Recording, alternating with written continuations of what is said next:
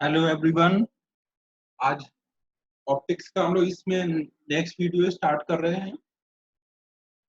आज का टॉपिक है फिफ्थ वीडियो स्टार्ट कर रहे हैं और आज का टॉपिक है स्फेरिकल मिरर। तो इसमें सबसे पहले तो हम ये देखते हैं कि स्फेरिकल मिरर हम किसको बोलेंगे। तो सपोज हमने कोई एक स्फीयर ले लिया है, हमने कोई स्फीयर लिया और इससे हमने एक कोई पार्ट स्फीयर का कट किया इस प्लेन के लॉन्ग।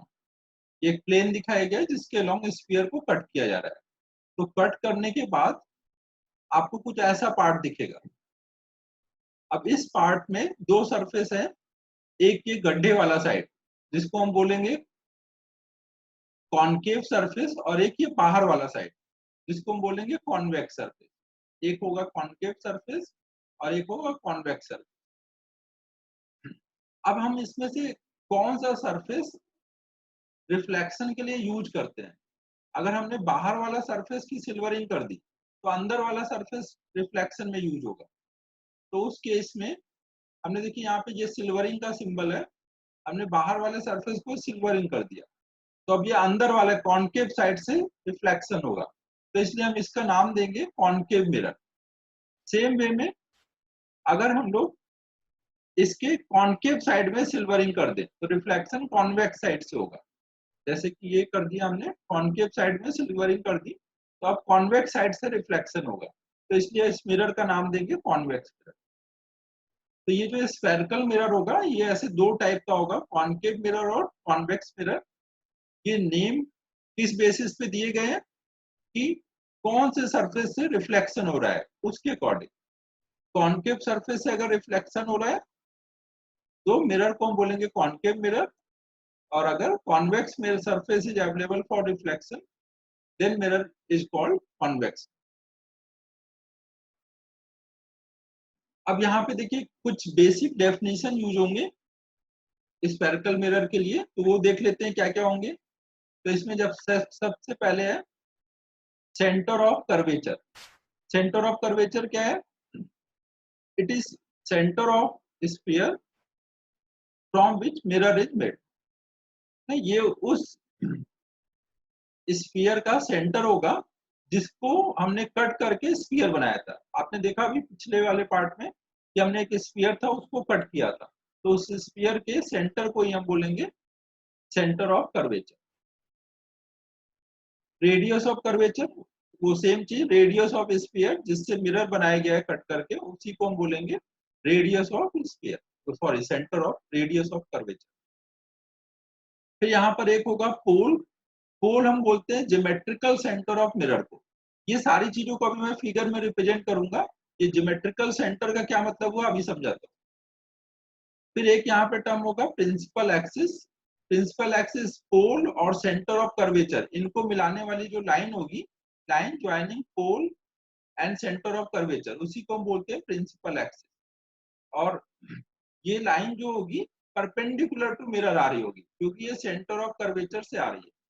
कोई भी स्फीयर में अगर सेंटर से लाइन आ रही होगी तो वो रेडियली आ रही होगी, तो वो मिरर पे परपेंडिकुलर गिरेगी। इन चीजों को हम फिगर में देख लेते हैं। सपोज हमने एक मिरर लिया, कॉनकेव मिरर लिया हुआ है, हमने इधर सिल्वरिंग कर दी। तो ये देखिए ये जो पॉइंट है ये इसका ज्योमेट्रिकल सेंटर है, मिरर का ये ज्योमेट्रिकल सेंटर है, इसको हम बोलेंगे पोल। ये हमारा पोल हो जाएगा। पोल को हम लोग पी से रिप्रेजेंट करते हैं। फिर ये जिस स्फीयर से कट करके बनाया गया है, ऐसा कुछ स्फीयर रहा होगा उससे कट करके बनाया गया तो उसका जो सेंटर आएगा उसको बोलेंगे सेंटर ऑफ कर्वेचर, इसको हम सी से रिप्रेजेंट करेंगे। फिर सेंटर ऑफ कर्वेचर से ये मिरर तक की जो डिस्टेंस होगी इसको हम रेडियस बोलेंगे। ये दिख रहा है ऑब्वियस है कि स्फीयर है, सेंटर है, तो ये डिस्टेंस रेडियस हो जाएगी। ये हमारा रेडियस ऑफ कर्वेचर आर हो जाएगा। फिर पोल और सेंटर ऑफ कर्वेचर को मिलाने वाली जो लाइन आएगी, ये जो लाइन आ रही है इसको हम नाम देंगे प्रिंसिपल एक्स। तो क्लियर है ये सारे बेसिक डेफिनेशन। अब इसमें एक और बेसिक डेफिनेशन में टर्म आएगा फोकस। फोकस देखिए क्या होता है। जो भी rays parallel to principal axis आ रही हैं, वो आफ्टर रिफ्लेक्शन या तो कोई एक पॉइंट पे कन्वर्ज हो जाती है या कोई एक पॉइंट से डाइवर्ज होती हुई दिखती है। उस पॉइंट को ही हम फोकस बोलते हैं। कॉनकेव मिरर में ये कन्वर्ज होती हैं, कॉन्वेक्स मिरर में ये डाइवर्ज होती हुई दिखती हैं। अपीयर टू डाइवर्ज, तो इस चीज को हम फिगर में देख लेते हैं। सपोज हमने कोई एक कॉनकेव मिरर लिया, इसमें ये इसका प्रिंसिपल एक्सिस हो गया, प्रिंसिपल एक्सिस के पैरेलल कोई रे आ रही है, ये इसका प्रिंसिपल एक्सिस है। अब अगर हम यहाँ पर पैरेलल टू प्रिंसिपल एक्सिस एक रे लेके आए, तो ये आफ्टर रिफ्लेक्शन कहीं इधर से जाएगी, कुछ ऐसे जा रही है। एक कोई और रे ली हमने, वो भी आफ्टर रिफ्लेक्शन कुछ ऐसे जा रही है। तो ये सारे यहाँ पे कन्वर्ज होते हुए दिख रहे हैं, तो ये हमारा फोकस हो जाएगा। इसको ही हम फोकस नाम देंगे। ये कॉनकेव मिरर के लिए फोकस हुआ। कॉनकेव मिरर के लिए फोकस किधर आ रहा है? मिरर के सामने वाले साइड, इधर से रेज आ रही है। अब अगर हम कॉन्वेक्स मिरर में देखें, तो ये इसका प्रिंसिपल एक्सिस हो गया, उसके पैरेलल एक रे आ रही है, तो आफ्टर रिफ्लेक्शन ये मिरर के पीछे नहीं जाएगा ना, इसी साइड जाएगा। ये कुछ ऐसे चला जाएगा। ऐसे एक और रे लेते हैं, ये कुछ इधर को आ जाएगा। तो ये सारे अगर हम पीछे को एक्सटेंड करें, तो ये कोई एक पॉइंट से ऐसे डाइवर्ज होते हुए देखेंगे, तो ये इसका फोकस हो जाएगा। तो कॉन्वेक्स मिरर में फोकस पीछे के साइड आएगा, और कॉनकेव मिरर में फोकस मिरर के सामने के साइड आएगा। जिधर सिल्वरिंग होती है उसको मिरर के पीछे का साइड बोलेंगे, और ये वाला मिरर के फ्रंट का साइड होगा, जिधर सिल्वरिंग नहीं है। इस कॉन्वेक्स मिरर के लिए ये मिरर का फ्रंट है, ये सिल्वरिंग वाला होता है, ये मिरर के पीछे वाला साइड। तो ये हमारा फोकस होगा। कॉनकेव मिरर के लिए वहां पर कन्वर्ज होंगी, और कॉन्वेक्स मिरर के लिए वहां से डाइवर्ज होती है। अब नेक्स्ट पॉइंट हम लोग देख रहे हैं, एक और basic definition, focal length. Focal length क्या होता है? फोकस और पोल से जो डिस्टेंस आएगी, distance between pole and focus को ही हम लोग फोकल लेंथ बोलते हैं। फिर एक यहाँ पर होता है radius of aperture. Radius of aperture क्या होता है? तो हमने स्फीयर को कट करके ये मिरर बनाया था, तो जब हमने स्फीयर को कट किया था, तो उस प्लेन के लॉन्ग एक सर्कल आया था। उस सर्कल के रेडियस को ही हम लोग रेडियस ऑफ अपर्चर बोलते हैं। जैसे ये देखिए फिगर में, ये हमने मिरर कट करके बनाया है, तो यहाँ पे एक सर्कल बना था जब हमने स्फीयर से कट किया था। तो इसका जो रेडियस होगा, इसके रेडियस, ये जो रेडियस है, यही हमारा रेडियस ऑफ अपर्चर। ठीक है, क्लियर है? ये सारे हमने बेसिक डेफिनेशन कर लिया। अब नेक्स्ट पॉइंट हम लोग देख रहे हैं कि कोई भी स्फेरिकल मिरर से रिफ्लेक्शन कैसे होता है। देखिए, जो रिफ्लेक्शन के लिए हमने प्लेन मिरर में लॉ पढ़ा था, वो सेम लॉ यहाँ पे भी फॉलो होगा। फर्स्ट लॉ था एंगल ऑफ इंसिडेंस बराबर होगा एंगल ऑफ रिफ्लेक्शन के, और सॉरी सेकेंड लॉ था ये, और पहला था इंसिडेंट रे, नॉर्मल और रिफ्लेक्टेड रे, तीनों एक ही प्लेन में होंगे। तो वही सेम चीज यहाँ पे भी वैलिड होगी। तो ये कैसे लगाना है ये देखते हैं। सपोज पहले हम कॉनकेव मिरर से देख रहे हैं, तो हमने कोई कॉनकेव मिरर लिया, ये इसका हमने प्रिंसिपल एक्सिस ले लिया है, इस पे कोई रे ऐसे आ रही है, ये इंसिडेंट रे, इस डायरेक्शन में रे आ रही है इस पॉइंट पर। तो अब हमें इस पॉइंट पे नॉर्मल ड्रॉ करना पड़ेगा, और स्फीयर के लिए नॉर्मल हमेशा कहाँ जैसे जाएगा? सेंटर ऑफ कर्वेचर से। तो हम यहाँ पर एक पॉइंट सी लेते हैं जो सेंटर ऑफ कर्वेचर है, और इससे इस पॉइंट को ज्वाइन कर देंगे, तो यही इसका नॉर्मल हो जाएगा। तो ये लाइन ही यहाँ पर नॉर्मल है, ये यहाँ के लिए नॉर्मल हो। अब ये नॉर्मल और इंसिडेंट रे के बीच में ये जो एंगल बनेगा, इसको हम बोलेंगे एंगल ऑफ इंसिडेंस। ये हमारा एंगल ऑफ इंसिडेंस कुछ आय हो जाएगा। अब ये जितना एंगल होगा उतने एंगल बनाते हुए यहाँ से रे जाएगी, ये हमारी रे ऐसे जाएगी, और ये जो नॉर्मल और रिफ्लेक्टेड रे के बीच में एंगल होगा, ये हो जाएगा एंगल ऑफ रिफ्लेक्शन। ये इंसिडेंट रे, ये नॉर्मल और रिफ्लेक्टेड रे एक ही प्लेन में होंगे, और एंगल आए बराबर होगा एंगल आए। बाकी सब कुछ सेम होगा, जैसे हम प्लेन मिरर में करते थे वैसे ही स्फेरिकल मिरर में भी रिफ्लेक्शन करें। अब ऐसे ही हम लोग कॉन्वेक्स मिरर में देखते हैं। कॉन्वेक्स मिरर हमने सपोज एक लिया, इसका प्रिंसिपल एक्सिस ड्रॉ कर लिया, इस पे एक रे आ रही है, इस पॉइंट पे देखिए रे आ रही है, इस डायरेक्शन में ऐसे रे आ रही है।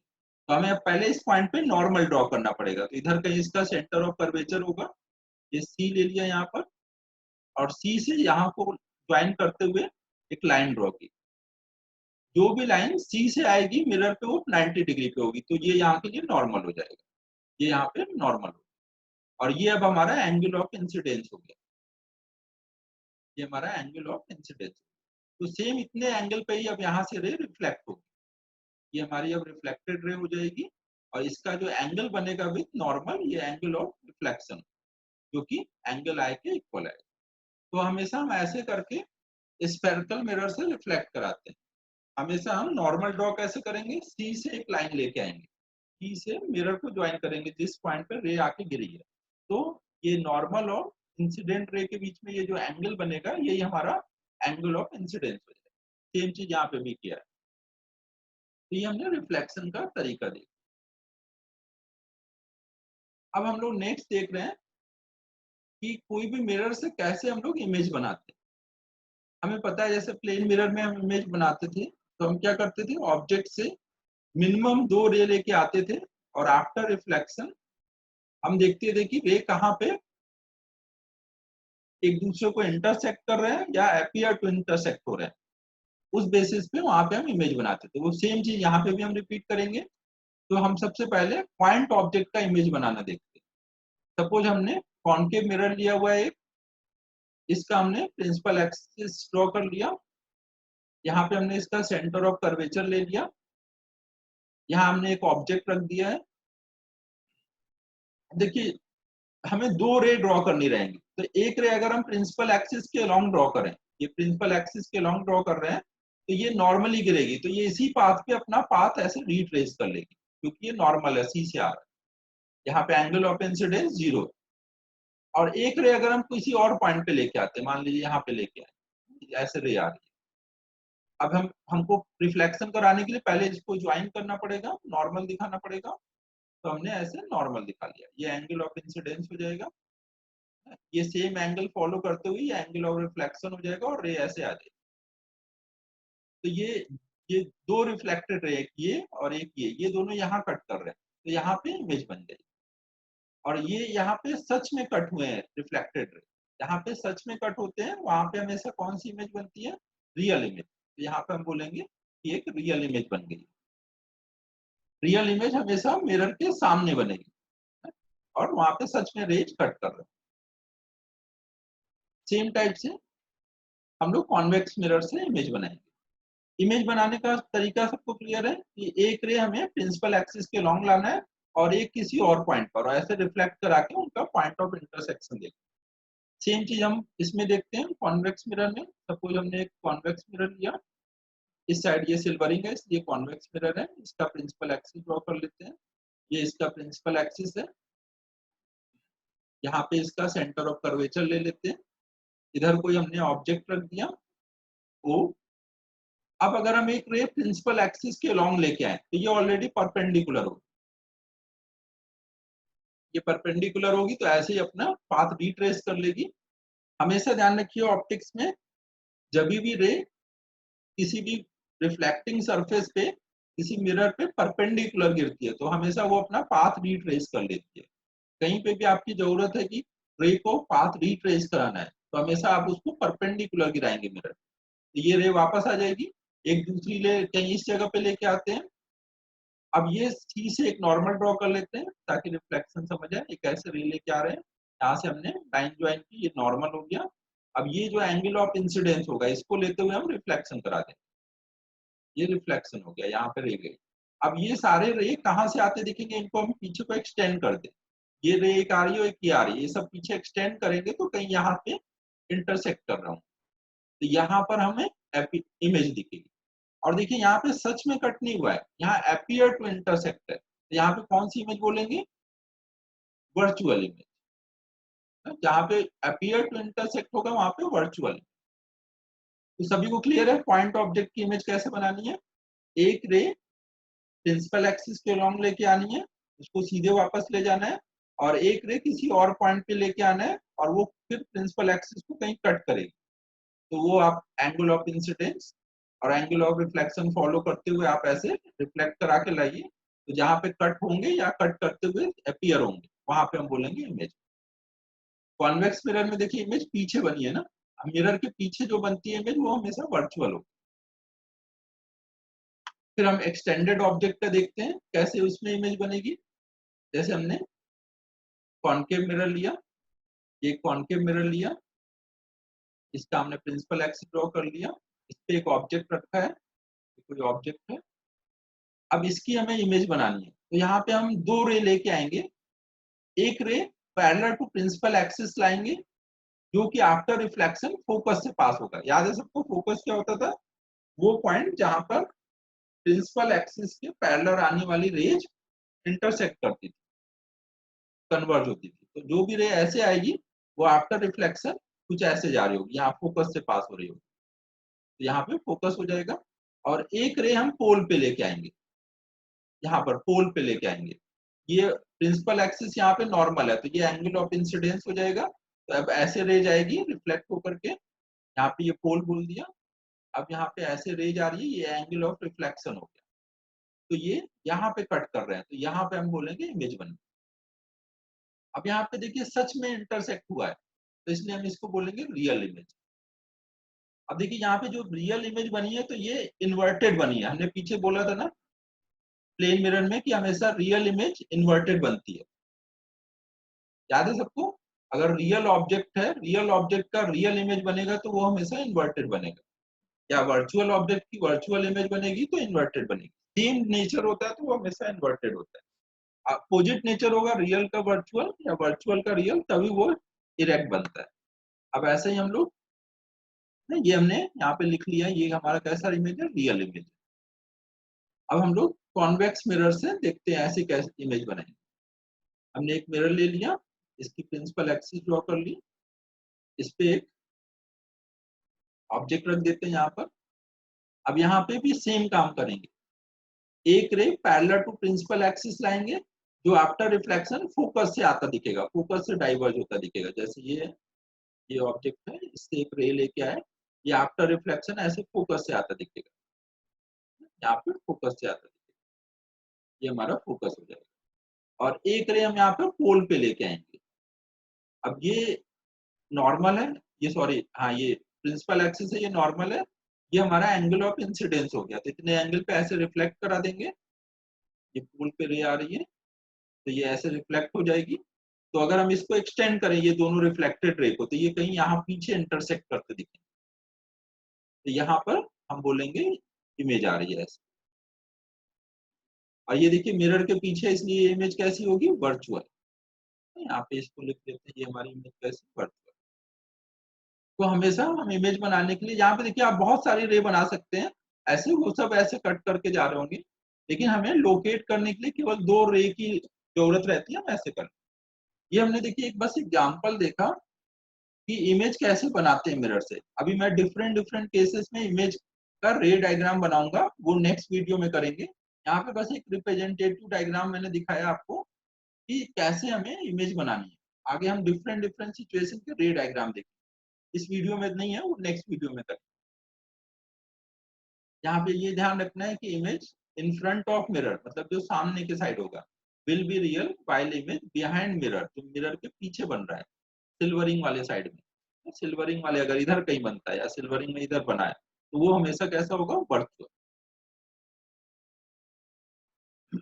अब हम लोग नेक्स्ट देख रहे हैं relation between focal length and radius of curvature. Suppose हमने एक कॉनकेव मिरर लिया हुआ है, इसकी हमने ये प्रिंसिपल एक्सिस ड्रॉ कर दी, यहाँ पे ये पोल होगा, पोल मतलब इसका ज्योमेट्रिकल सेंटर। अब हमें पता है कि जो भी ray parallel to principal axis आएंगे वो आफ्टर रिफ्लेक्शन कहाँ से पास होंगे? फोकस से। इस पॉइंट ए पे कोई रे आ रही है तो आफ्टर रिफ्लेक्शन वो ऐसे यहाँ से पास हो रहा है, तो यहाँ पे हमारा फोकस आ जाएगा। इधर कहीं सेंटर ऑफ कर्वेचर रहा होगा, तो सेंटर ऑफ कर्वेचर और ए को मिला देंगे तो ये इसके लिए नॉर्मल का काम करेगा। तो अब हमें पी से एफ तक की डिस्टेंस हमारी क्या हो जाएगी? Focal length. और पी से सी तक की डिस्टेंस रेडियस ऑफ कर्वेचर। हमें इनको रिलेट करना है। अब देखिए यहाँ पे हम जो भी आगे फॉर्मूले पढ़ने जा रहे हैं, ये जो भी फॉर्मूले ये सब हम जब ए पी के काफी क्लोज है, मतलब एकदम यहाँ पे कहीं ए होगा, डायग्राम समझाने के लिए ऊपर दिखाया बट ये एकदम पी के क्लोज होगा, उन सिचुएशन के लिए हम ये सब स्टडी कर रहे हैं। तो ऐसी रेज जो एकदम पी के क्लोज आएंगी, मतलब प्रिंसिपल एक्सिस के एकदम क्लोज से आएंगी, उनको हम बोलेंगे पैरेक्सियल रेज। ये अगले अभी मैं आगे समझाऊंगा पैरेक्सियल रे और मार्जिनल रेज। तो अभी के लिए आप ये मान लीजिए कि ए पी के एकदम क्लोज है, A P is very small. यहाँ पे ये हमारा एंगल ऑफ इंसिडेंस हो गया है और ये एंगल ऑफ रिफ्लेक्शन हो गया है। ये अगर आए होगा तो ये भी आए है, दोनों इक्वल होंगे, ये आए है तो अल्टरनेट एंगल ये भी आए होगा। फिर अगर हम ये 2 आए होगा तो ये अल्टरनेट एंगल ये भी 2 आए होगा। ये एंगल हमने शो कर लिए। अब हमें पी एफ और पीसी में रिलेशन निकालना है। अब हमें ध्यान रखना है कि ट्रायंगल ए सी पी में AP is very small, AP is very small.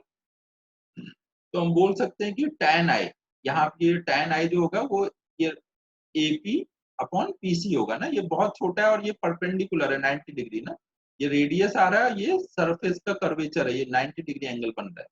बहुत छोटा होगा तो ये ऐसा एक स्ट्रेट लाइन दिख रहा होगा, तो एक right angle triangle. Same way में अगर हम tan 2i की वैल्यू देखें, tan i को हम क्या लिख सकते हैं, i क्योंकि बहुत छोटा एंगल, तो हम i इक्वल टू लिख देंगे एपी बाय पीसी। फिर अगर हम ये हम इसको इक्वेशन 1 लिख लेते हैं। फिर अगर हम ट्रायंगल ए एफ पी देखें तो सेम वे से हम बोल सकते हैं tan 2i इक्वल टू, इसमें भी एपी छोटा है तो हम बोल सकते हैं tan 2i equal to AP by P F, और एंगल बहुत छोटा है तो 2i equal to AP by P F, इसको इक्वेशन 2 लिख लेते हैं। अब अगर हम इक्वेशन 1 और 2 को लेके सॉल्व करें तो हम बोल सकते हैं 2, यहाँ पे हमने आई की वैल्यू डाल दी इधर से, एपी बाई पीसी की वैल्यू यहाँ पर, ये इधर हो गया, तो इससे हमारा आ गया 2 by P C equal to 1 by P F. P F को आर बोलेंगे, पीसी को आर बोलेंगे और पी एफ को स्मॉल एफ से रिप्रेजेंट करते हैं, तो हम इसको ऐसे लिख देंगे, या फिर F equal to R by. तो ये हमारी फोकल लेंथ और रेडियस ऑफ कर्वेचर में रिलेशन हो। ठीक है, सबको क्लियर है?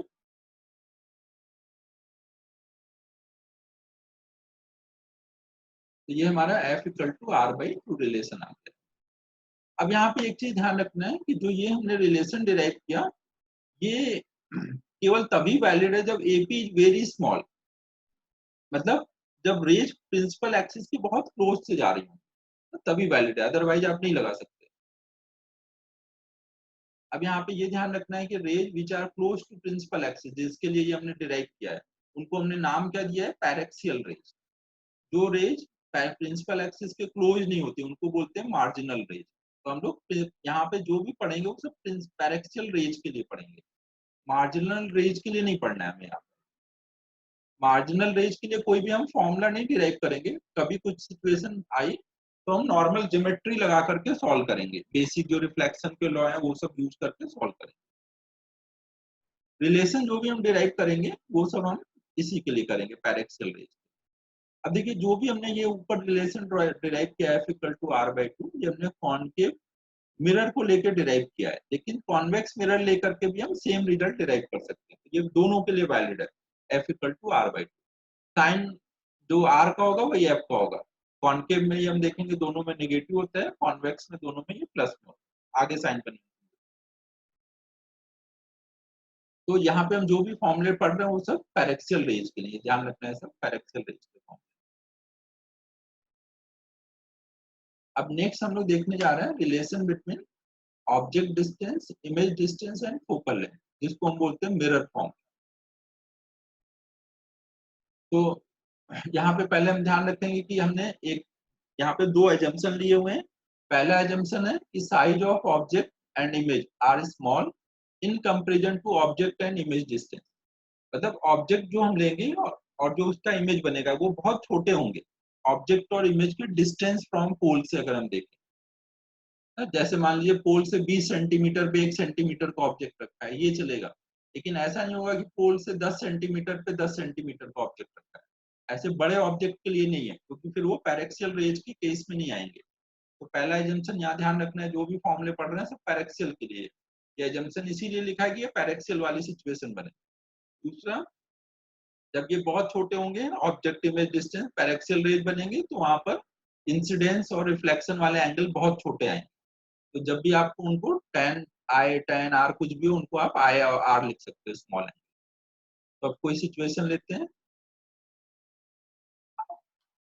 सपोज एक हमने कॉनकेव मिरर ले लिया है, इसमें इस साइड में सिल्वरिंग की गई है, हमने कॉनकेव मिरर लिया, इधर सिल्वरिंग है, इधर से रिफ्लेक्शन होगा।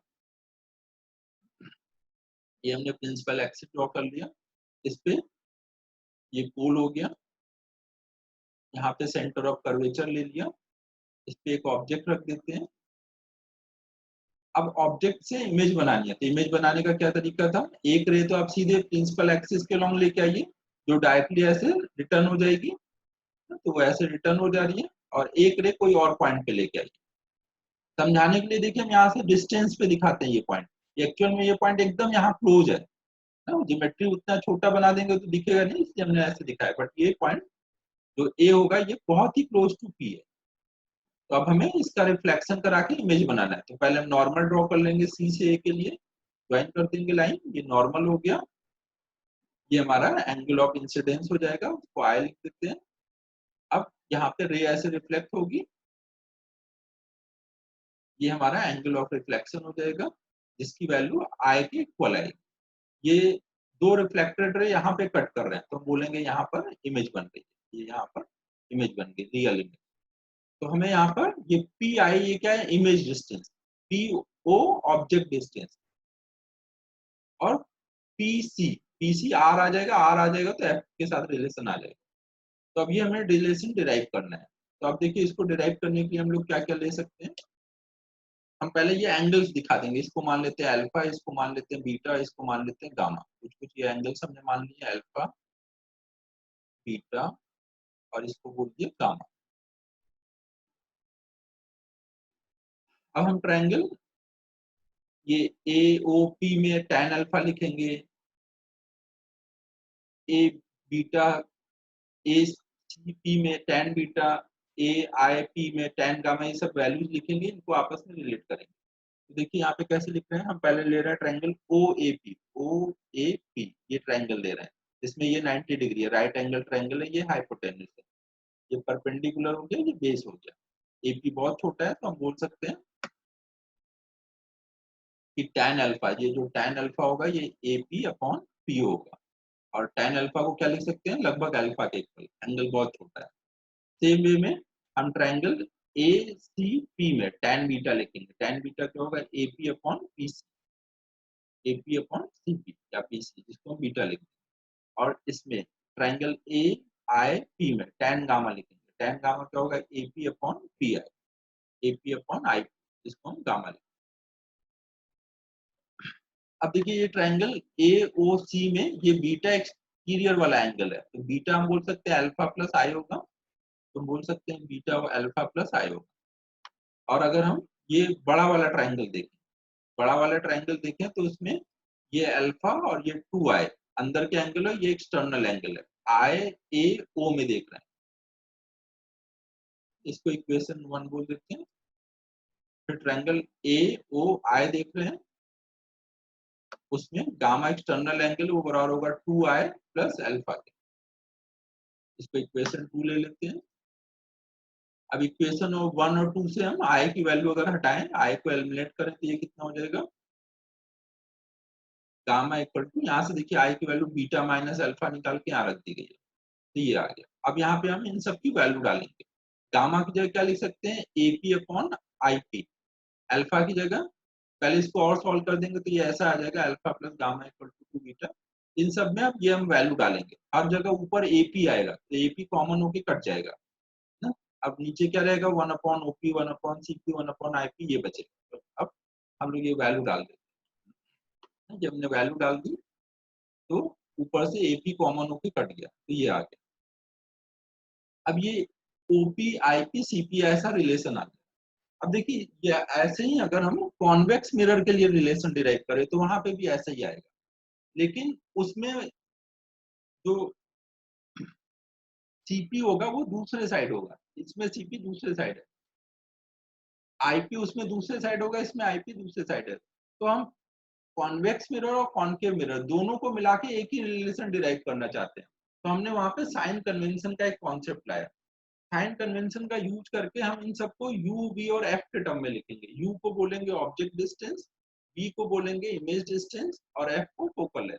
तो एक ही रिलेशन से दोनों के लिए काम हो जाएगा। अगर हम ऐसा साइन कन्वेंशन नहीं लाते तो हमें दोनों मिरर के लिए दो अलग अलग फॉर्मूले याद रखने पड़ते हैं। जैसे ये हमने कॉनकेव मिरर के लिए फॉर्मूला बनाया हुआ, तो हमने यहाँ पे साइन कन्वेंशन का एक कॉन्सेप्ट लाया, इसको इक्वेशन 3 बोल देते हैं। अब पहले हम साइन कन्वेंशन देखते हैं क्या है। देखिए यहाँ पे साइन कन्वेंशन हमने, मान लीजिए पहले कॉनकेव मिरर के लिए देखते हैं। कॉनकेव मिरर लिया, ये इसका पोल हो गया। अब देखिए यहाँ पे जो भी हम साइन कन्वेंशन लेते हैं वो इंसिडेंट रे के अकॉर्डिंग लेते हैं। मान लीजिए इस डायरेक्शन से ऑब्जेक्ट से लाइट आ रही है, मिरर पे गिर रही है, ये बस रिप्रेजेंटेटिव है, ये कहीं इधर आ रही होगी। बस हमने समझाने के लिए ऐसे दिखाया हुआ है कि इस डायरेक्शन में लाइट आ रही है, लाइट कहीं इधर आ रही होगी, प्रिंसिपल एक्सिस के क्लोज के लिए बात हो रही है। तो ये जो इंसिडेंट रे का डायरेक्शन होगा, उधर को जो भी वैल्यू आएंगे वो प्लस में लेंगे। और सारी वैल्यू हम कहाँ से मेजर करेंगे? पोल से। तो हम पोल पे ऐसे एक्सिस बना लेंगे, एक्स एक्सिस और वाई एक्सिस। अब जो भी इस इंसिडेंट रे के डायरेक्शन में आएगा, सेम डायरेक्शन में, उसको प्लस में बोलेंगे, और जो इसके अपोजिट आएगा वो माइनस। डिस्टेंस लेकिन सारी कहाँ से मेजर करनी है? पोल से। जो भी positive X, positive Y direction में आएगा उसको प्लस में बोलेंगे, जो भी नेगेटिव वाई डायरेक्शन में आएगा उसको माइनस में डिस्टेंस मेजर करेंगे। ऐसे हम लोग कॉनकेव मिरर में करते हैं। सेम चीज हम लोग कॉन्वेक्स मिरर में भी करेंगे। हमने मान लिया कोई कॉन्वेक्स मिरर ले लिया, इस पे पोल ले लेंगे, सारी डिस्टेंस हमें पोल से मेजर करनी होगी। इधर कोई इंसिडेंट रे का डायरेक्शन ले लिया, मतलब इधर से कुछ रेज आ रही है इस डायरेक्शन से, लेफ्ट से राइट की तरफ, डायरेक्शन ऑफ इंसिडेंट रे हो गया। हमेशा अनपॉलिश सरफेस के साइड से रे आ सकती है ना, पॉलिश साइड से आएंगे तो कोई फायदा ही नहीं। तो हमेशा अनपॉलिश साइड से ऐसे उधर ऑब्जेक्ट रखेंगे, ऐसे रे आएगी। तो ये पॉजिटिव डायरेक्शन हो गया। तो अब यहाँ पर हम एक्सिस बना लेंगे, एक्स एक्सिस, वाई एक्सिस। अब देखिए पॉजिटिव एक्स एक्सिस इधर को जो होगा वो प्लस में लेंगे, इधर वाले को माइनस बोलेंगे। सेम टाइप से हम पॉजिटिव वाई डायरेक्शन में ऊपर वाले को प्लस और नीचे वाले को माइनस। ये कॉन्वेक्स मिरर। तो ये हमारा साइन कन्वेंशन है, ये यूज करेंगे हम यहाँ पे। अब देखिए हमने जो कॉन्केव मिरर देखा था उसमें ओ से पी था, तो ओपी भी इस साइड था, पी से जब देखेंगे तो निगेटिव साइड आएगा। आई यहाँ पर आया था, वो भी इस साइड है, वो भी निगेटिव है। और आर इस साइड था, सी, सीपी भी निगेटिव है। तो ये सारी वैल्यूज अगर हम डालेंगे यहाँ पे तो देखिए क्या होता है। उससे पहले ये पॉइंट नोट कर लेते हैं। All the distance will be measured from pole P, direction of incident light will be taken as positive direction. ये चीज का ध्यान रखें। अब हम लोग साइन कन्वेंशन यूज करते हुए जो हमने ओपी, पी आई और पीसी देखा था, इनकी वैल्यू डालते हैं। तो यू से हम ऑब्जेक्ट डिस्टेंस दिखाते हैं। यू की वैल्यू हम क्या बोलेंगे? माइनस ओपी, क्योंकि वो लेफ्ट साइड में, पोल से लेफ्ट साइड में। तो हम बोल सकते हैं पीओ की वैल्यू क्या हो जाएगी? माइनस, यहाँ से माइनस इधर कर दिया। सेम टाइप से इमेज डिस्टेंस को बोलेंगे माइनस आई। तो हम बोल सकते हैं आई पी इज माइनस, फिर R equal to minus CP, तो सीपी इक्वल टू बोल सकते हैं माइनस आर।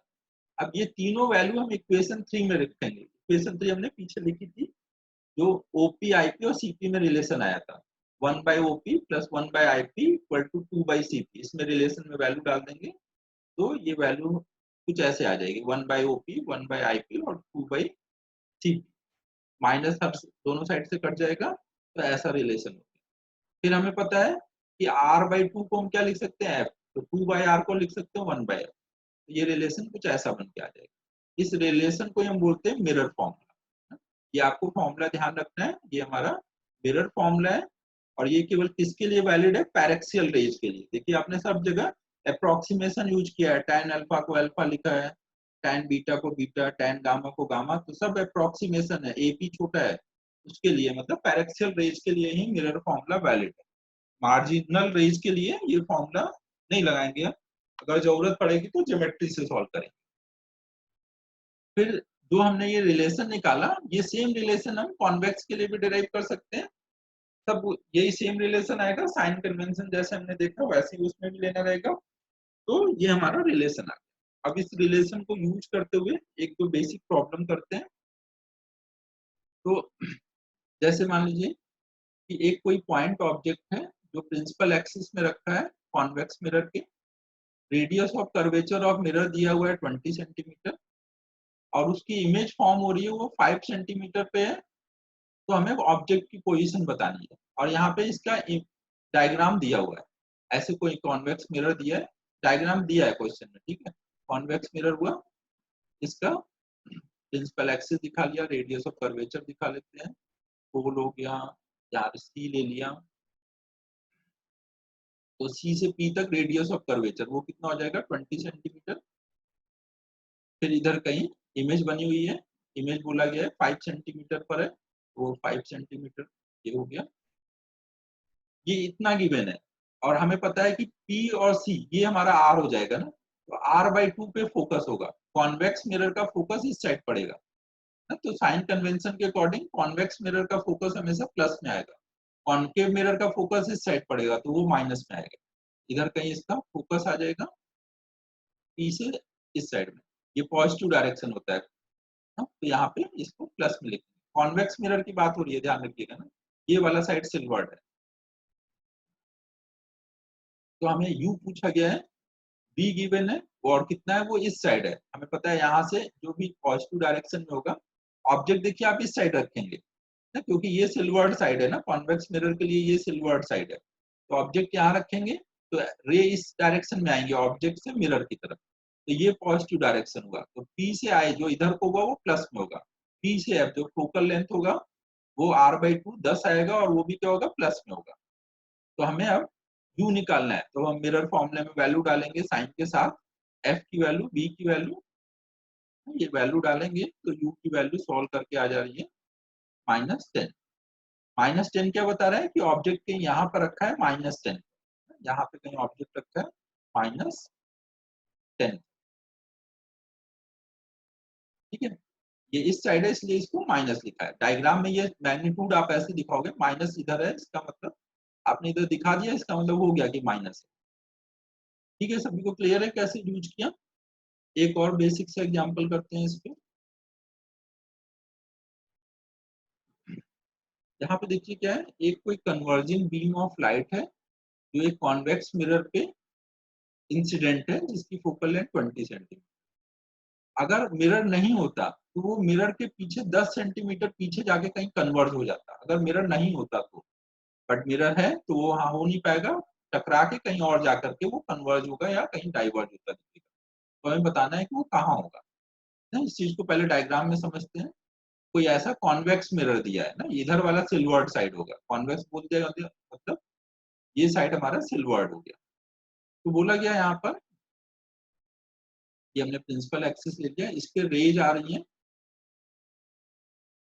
इधर हमने कहीं फोकल लेंथ ले लिया है जिसकी वैल्यू 20 सेंटीमीटर गिवन है, और इस पे रेज ऐसे आ रही है, ऐसे दोनों साइड से ऐसे हर तरफ से रेज आ रही है, और वो अगर एक्सटेंड करे तो कहाँ जाके कट करती, 10 centimetre behind mirror, 10 centimetre behind mirror यहाँ पर वो कट करती।